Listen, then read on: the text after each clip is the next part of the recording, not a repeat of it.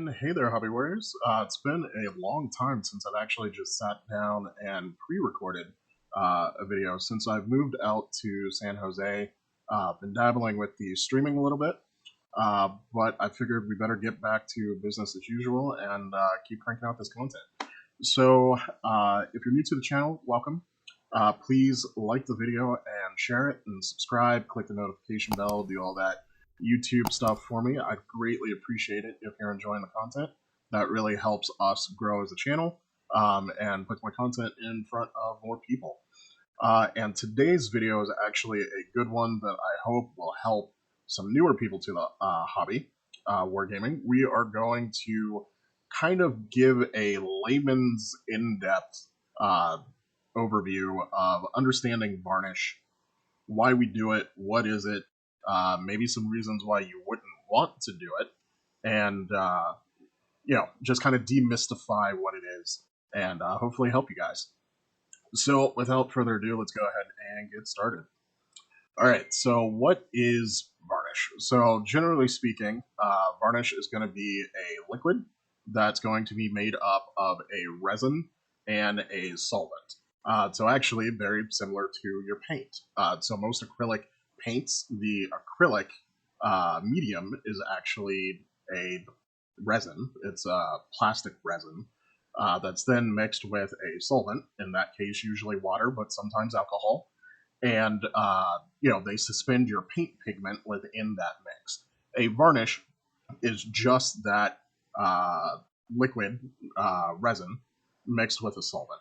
And so typically how varnish works is once it's applied to a model, the solvent will evaporate, and then the resin, since it's no longer being dissolved by the solvent, will then harden. Now, with varnishes, they're specifically designed so that they harden and become clear. So a lot of times varnish may look like it has a color. So for instance, acrylic varnish typically will look white, but once it dries and your solvent evaporates, it will dry to a usually clear finish. There are two broad types of varnishes. There's natural and synthetic. There are some natural varnishes that will dry to different colors, but typically natural varnishes are the purview of traditional artists. We, as miniature painters, don't typically dabble with those. Almost all of the varnishes that we will use are synthetic. So just like the paints that we use, synthetic varnishes can be based on acrylic. They could be polyurethane, they could be oils, they could be enamels, or they could be lacquers.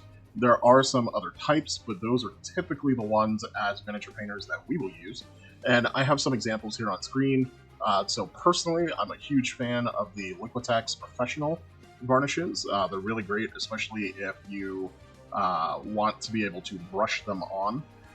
But then there's also, hobby spray varnishes like the AK Interactive that I'm showing. A lot of people are familiar with Citadel Ard Coat.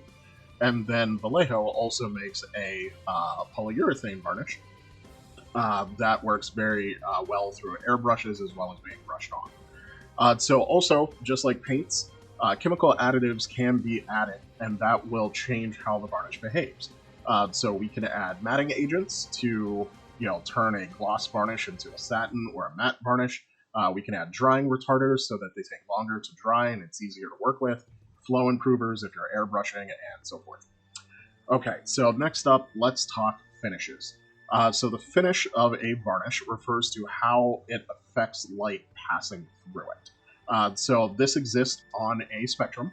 The three common sort of stop points on that spectrum, you'll have matte, then you'll have satin, and then you'll have gloss. Now, some companies will, have ancillary products where they might say, ultra gloss or ultra matte, and all that means is just they enhance the matte or the gloss attribute of the varnish even beyond what would be considered normal. But most products you're going to see on the market will advertise themselves as either matte, satin, or gloss.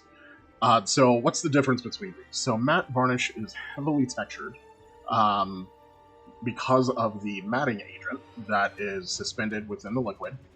And this texture at a microscopic level, it diffuses the light from a light source when it's hitting the object.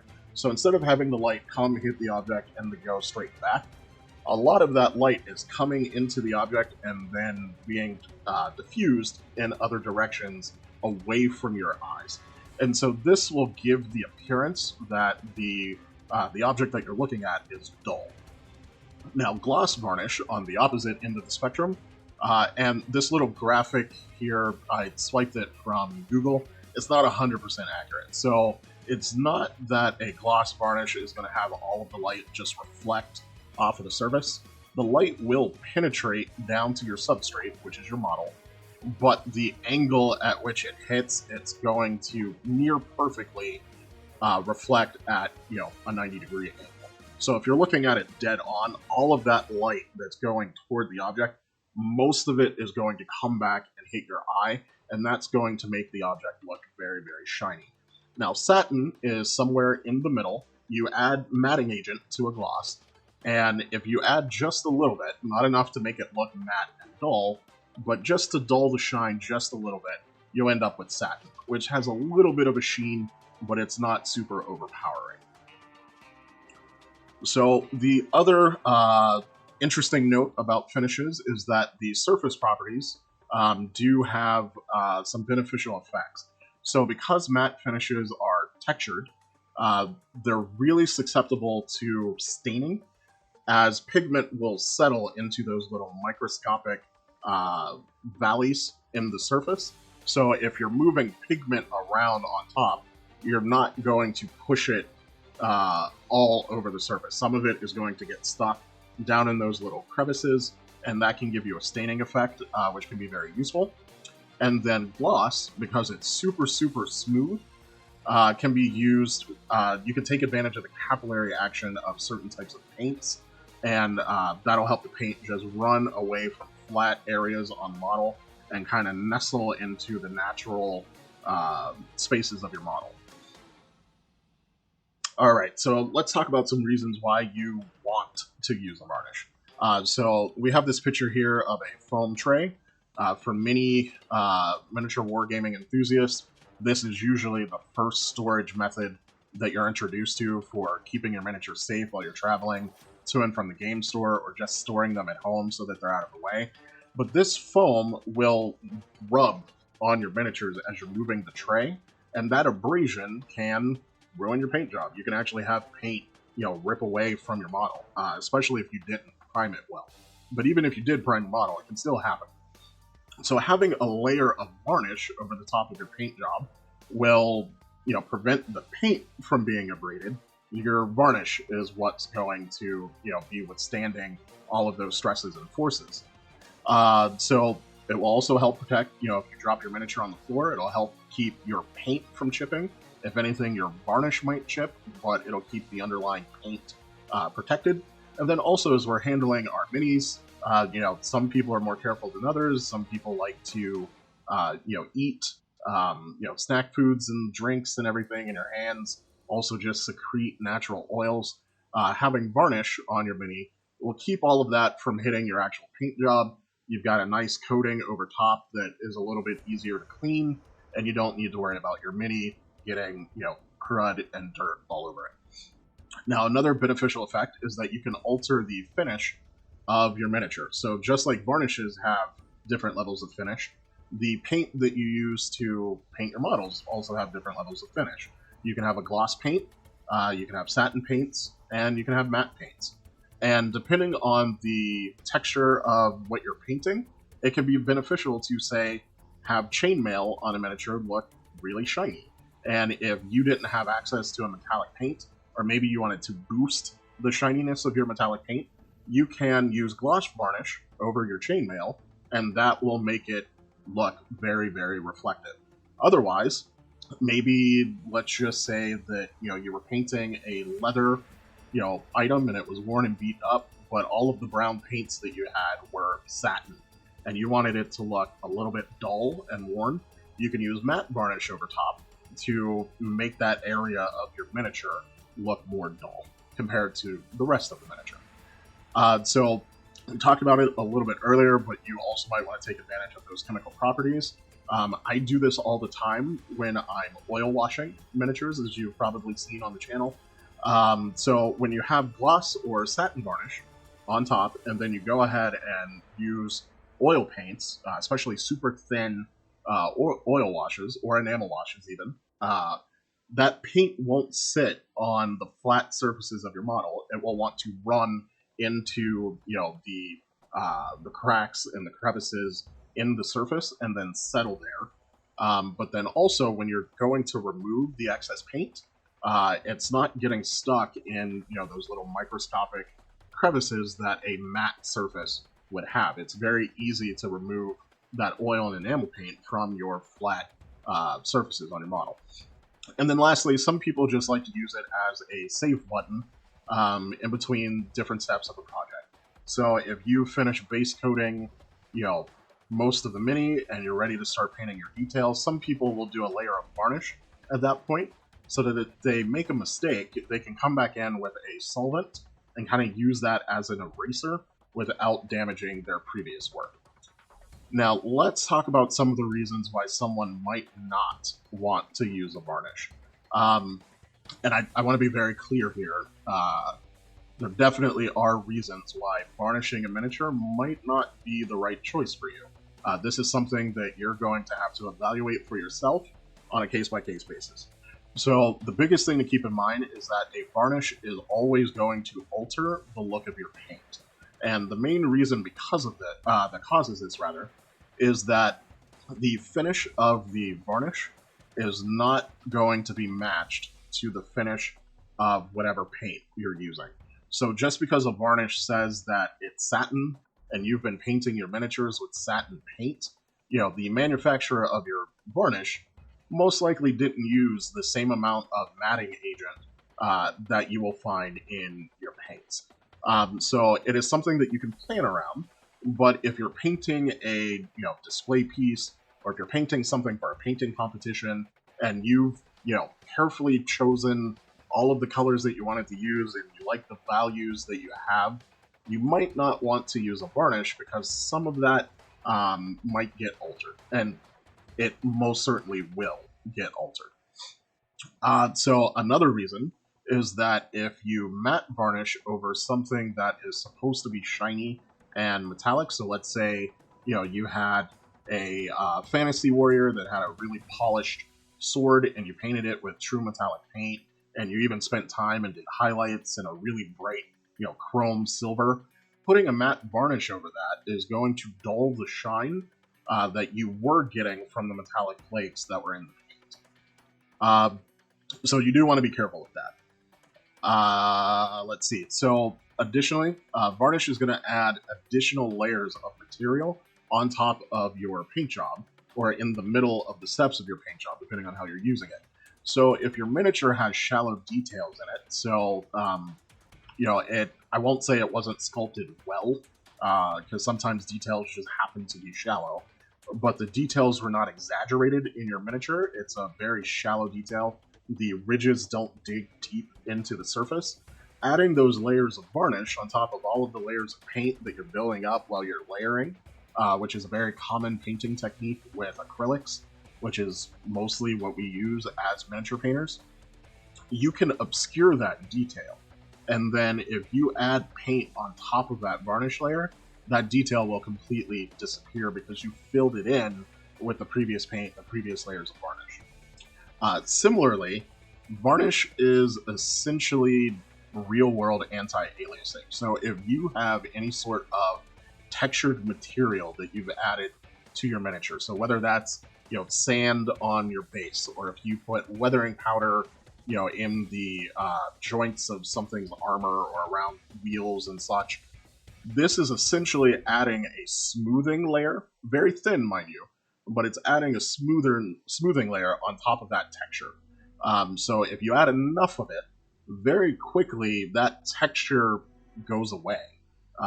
It literally is real-world anti-aliasing. So typically, I won't personally recommend that you varnish over top of weathering powder. With basing, some people actually kind of use varnish as glue, but you do want to be careful of how much of it you're using. So yeah, So overall, you don't always want to varnish every single mini, or maybe you don't want to varnish every single part of a mini.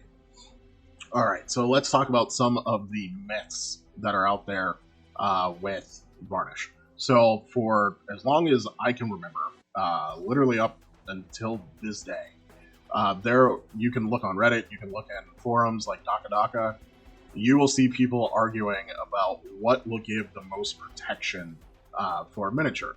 And a lot of those arguments, you'll see people arguing, well, gloss varnish versus matte varnish, and a lot of those people are barking up the wrong tree.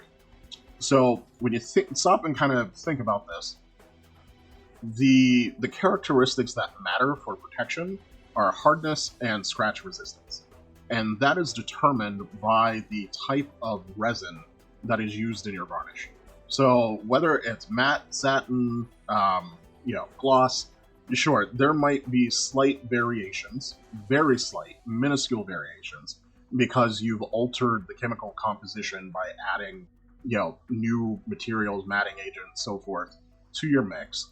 But your hardness and your scratch resistance for the same type of resin across those different finishes isn't going to change that much. So a gloss acrylic varnish isn't going to offer much more protection than a matte acrylic varnish. Now, what will make a difference is if you switch to a different type of resin. So, in general, for what is commonly available to miniature painters, a lacquer varnish, so Tester's Dual Coat, for example, is very, very popular. Or an oil-based polyurethane varnish, so think a lot of people may have heard of the future floor dip method, where you're actually dipping your miniature in furniture stain. It's a polyurethane furniture stain, and then flinging off the excess. I mean, God, if you dip a miniature and then you throw it at a wall, your wall will probably take more damage than the miniature, depending on how big it is. So those will offer way better protection compared to an acrylic varnish. However, that being said, unless you're routinely throwing your miniatures all over the place, 9 times out of 10, an acrylic varnish is more than enough for what we need for plastic miniatures. Now, if you're working with a lot of heavy metal miniatures, so like old privateer press sculpts, used to be all metal, or for instance, I'm painting right now some Heavy Gear Blitz gears, and they're the old metal versions, and they're kind of weighty and heavy. You might want something that has more hardness, so like an enamel, or a lacquer rather, compared to an acrylic, because that metal, when it contacts something, and that acrylic layer is, cushioning it, because the metal is harder, it's going to damage the acrylic a lot easier. So, all that said, the finish still matters a little bit. And the only reason why is the more matte the finish is, you might not be able to fill it with your finger, but at a microscopic level, it is textured. And so that texture can patch a little bit more easily on an abrading surface. So, it's not going to matter that much, but it is still something to take into consideration.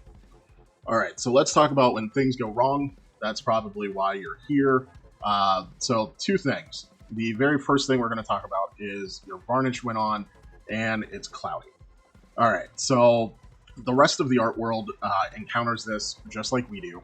And it's commonly known as blushing outside of miniature, painting spheres. A lot of times we will just say, hey, this varnish looks cloudy. So why does this happen? So the biggest culprits are going to be humidity and low ambient temperatures. So it's cold outside. Typically, depending on the kind of varnish you're using, moisture will get trapped underneath your varnish as it cures. And solvent-based varnishes are more prone to this than water-based varnishes, acrylic varnishes, that is. However, it can happen no matter what varnish you're using. So, why are the solvent-based varnishes more problematic? So, put on your meteorologist hat. We're gonna, talk a little bit of science here. So, water vapor is everywhere because Earth, the planet, is predominantly made of water. So, the solvents that are used in most varnishes evaporate faster than water vapor. So, things like acetone things like alcohol, things like, God, I'm going to butcher the name. It's like ethyl ketone or something like that. Very common in enamel spray products. All of these have very low boiling points, and they evaporate faster than water vapor. Now, the second problem with these is that whenever they evaporate, because it's an endothermic reaction, they have a cooling effect on the surrounding surface that they're sitting on. And that effect can be as much as 20 degrees Fahrenheit. And so, to visualize for yourself what I'm talking about, if you've ever put isopropyl alcohol on, a cut or on your skin to sanitize something, or even, more broad, you've used hand sanitizer, where alcohol is the main ingredient. And that cooling effect that you feel on your skin is the same thing that's happening to your miniature as that solvent is evaporating. Now, where the water vapor becomes an issue is if you have a ton of humidity. So let's just say, it's 80% humidity, it's been raining outside, and your ambient temperature isn't hot enough for water to evaporate quickly. So your dew point, which is the important metric that you kind of need to look out for, is within 20 degrees Fahrenheit of the current temperature outside. You're at risk for water getting trapped in your varnish or underneath the varnish, and then the solvent is going to evaporate faster than the water can evaporate. But even worse, since that surface temperature cools, that water vapor now turns into a liquid, and it's underneath or mixed into your varnish. And as that solvent is evaporating, more and more of the resin that's in it is hardening, and now that water vapor gets trapped. Alright, so we can take our science hats off for a minute. So why are water-based varnishes less susceptible? So acrylic varnishes tend to be breathable, as in they actually have microscopic holes in the resin substrate after it cures. So this gives a pathway for any trapped water vapor to escape. Now, even though that's the case, if you cake it on and your layers are too thick, moisture can still become trapped, and you can still end up getting this blushing effect. Alright, so how do we prevent it? Because trying to fix it after the fact is difficult for us. So the best ways to prevent it is, if you're planning on applying any varnish, plan ahead. You want to, check your weather forecast. If you enjoy watching the news, if you're in a Spanish-speaking or Portuguese-speaking area, I don't blame you. However, if you're not, you can just use the weather app on your phone. You want to make sure, like we had stated before, I'll state it again, that the humidity is not above 65%, and the dew point is greater than 20 degrees Fahrenheit from the current temperature. Now, every varnish is different. There will be instructions on whatever product you're using a lot of the time, and you want to follow the instructions on your can. If your can does not have instructions, you might want to check the product website. They might have some, guidance there about, max temperature, minimum temperature, humidity, levels and so forth. But as a general guideline, you don't want to apply a varnish when the humidity is above 65% and that dew point is within 20 degrees of the ambient temperature. But again, if your product has specific guidance, use what's on your product. Now, also, you want to allow your paint to fully cure before you apply the varnish. And the word cure is critical. Not dry, cure. So things will be dry to the touch, especially like acrylic paint. It will feel dry within a matter of minutes. However, it might not fully cure for 24 hours for most like artist acrylics, and 24 hours for acrylic honestly is just a really good time frame to wait before varnishing. And what this is doing, it's making sure that any moisture that was in your paint has had all the time it needed to evaporate before you now apply varnish over top. So if possible, and always follow safety guidelines, but if it's possible, you want to apply your varnish in a well-ventilated, temperature-controlled space that has a dehumidifier. So this will take all of the moisture out of the air, so there's not as much ambient water vapor just surrounding you. And then you can, control the temperature so that you're within the safe zone for your product.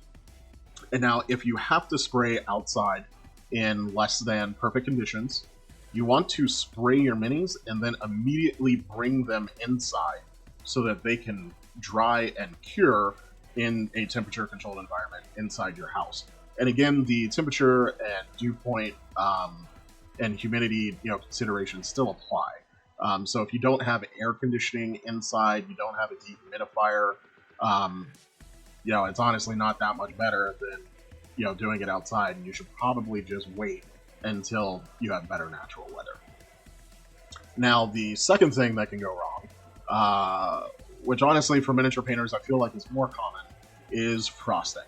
And so this will look like your miniature was freezer burned, like it had been left in the freezer, exposed too long, and ice crystals that formed all over it.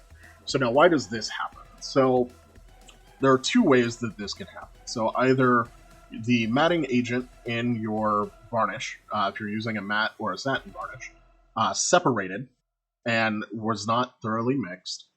You can get clumps of it that will, sort of gather together in spots on your model. And matting agent typically is white, and it will end up creating this frosting appearance. The other way, which is very common for whenever people spray acrylic varnishes through an airbrush, but it can happen with a spray can too if the temperatures are just right. But bits of the varnish might dry before it gets expelled out of either your airbrush or the can, or it might dry mid-air. And then that dried bit of varnish attaches to your miniature, and then it can't self-level because it's already dry. And that can add, unwanted frosting texture on top of your varnish. So this is very easy to fix. So anytime you use a varnish, especially a matte or a satin varnish, but it applies to glass too, you always want to make sure it's thoroughly mixed. If you're using a canned product, in the instructions it will normally tell you to shake vigorously for 2 minutes. Whatever it says on your can, just go ahead and double it. You don't want this to happen. You don't want to deal with trying to fix this. So just use a little extra caution and shake the hell out of it and make sure it's thoroughly mixed. You can also put a hematite bead or a stainless steel bead in your container if you're using like a brush-on product, and that will help you make sure that your varnish is thoroughly mixed. Again, just like blushing, you always want to make sure you're using your varnish in the recommended environment that's recommended by the manufacturer. If your manufacturer doesn't have those recommendations on the product, you can check the website, or you can use the general guidance of less than 65 degrees humidity and the 20-point swing for the dew point. Oh, and lastly, if you're airbrushing, you can add a little bit of flow improver or drying retarder to prevent the varnish from drying on your needle, and that'll help prevent that spray splatter where your varnish can get dried bits coming out of the airbrush. Alright, so let's talk about what you got to do to fix this when it happens. So with frosting, you can't completely fix it. So when you have clumps of matting agent, that's not going to go away. You can't make the clump go away. You can, however, reduce the visual effect to a manageable level and have it not ruin your paint job. So if you apply thin layers of a gloss varnish, and in between the layers you let it fully cure, and then you reassess, okay, did this, fix the problem to a manageable level? And if it didn't, you can go ahead and add another layer, let it fully cure. And then once it's finally cured, you can properly apply a thin layer of matte varnish to go ahead and knock back the sheen. Again, the key to this, though, is make sure you do a thin layer and then let that fully cure so that you can get an accurate picture of what the miniature is going to look like. And the reason why this works is essentially you're filling in the gaps of the matte varnish, and you're making it smooth, which gives you a better surface to work with, and then you're going to go ahead and knock down that gloss. Now, for blushing, blushing is a little bit more difficult to deal with. Now, in other art forms, especially carpentry, they can be a little bit harder on their subject than we can be, because typically, in order to fix blushing, if you did not catch it early, you would have to sand away the layer of varnish, allow that water vapor to evaporate, and then reapply varnish over top. Unfortunately, with us, you can try sanding. I would not recommend it. Because we work in such thin layers, it's way too easy to sand just too much, go through the varnish, and then end up ruining your paint job. Now, if you happen to catch the blushing early, and the varnish is not fully cured, and again, you were using a solvent varnish, you can take a little bit of whatever solvent is used in your varnish. So most commonly, it's that methyl ethyl ketone or acetone for many spray varnishes. You can take a little bit of that with a appropriate drying retarder for your varnish, mix that up, and then brush that on. And what that will do is actually dissolve the layer of varnish that was problematic because it hasn't cured yet, so it can be reactivated with the solvent. And then that drying retarder will slow down the drying time. It will impede the solvent from evaporating as quickly, and that gives the water vapor more time to evaporate and escape. And now, if you are able to catch it and you go ahead and you do that, you then want to make sure that you move the miniature into a proper temperature and humidity controlled environment to give it the best chance of fixing the problem. However, most people don't keep these solvents around. Methyl ethyl ketone, and again, I might be butchering that name, but it's kind of difficult to find. You might get lucky and see it in a DIY store, but most people don't have this stuff readily available when they're painting. So more often than not, you're probably going to have to strip your mini whenever this happens to you. So that's why it's so critical to make sure that you take all of the precautionary steps so that this doesn't happen to you. Alright, so lastly, my recommendations, the varnishes that I personally use on most of my projects. So number one, I use this all the time. It's the Liquitex Professional line of varnishes. So they come in a range of finishes. You can apply them either via brush or via airbrush. They are acrylic, so they're breathable, they're flexible, and because of that, they resist fogging and clouding. It can still happen, especially if you put it on too thick, but if you use it properly in thin layers and you try to control your environment, I might, in the hundreds of miniatures that I've painted, I might have screwed up too. It's very easy to use. It's self-leveling, and the coolest feature in my book is that this stuff doubles as acrylic medium. So you can actually use this, mix it with your paints to thin out your paints instead of using water. So for people familiar with the Citadel line of paints, this is essentially Lamium medium in a giant bottle for a fraction of the cost. So now it's intended to only be used with acrylic paint. However, I have sealed enamels and oils with this. However, the caveat is those paints need to be super well cured. I don't actually recommend that anyone do this. This is very much a do as I say, not as I do, because oil and water do not mix. So if you thought that your paint was cured and it wasn't, and there was still a little bit of oil on your surface, the acrylic varnish isn't going to adhere properly, and it may rub off very, very easily. You can literally only do that if there's like next to no trace of oil anywhere on your model. But I have done it with success, so use at your own risk. It's possible. Next up, Tester's Dual Coat, tried and true in our niche. It's a lacquer varnish. It only comes in matte that I'm aware of. They may have other finishes, but matte is the most common that you'll see people refer to. It gives a very consistent finish.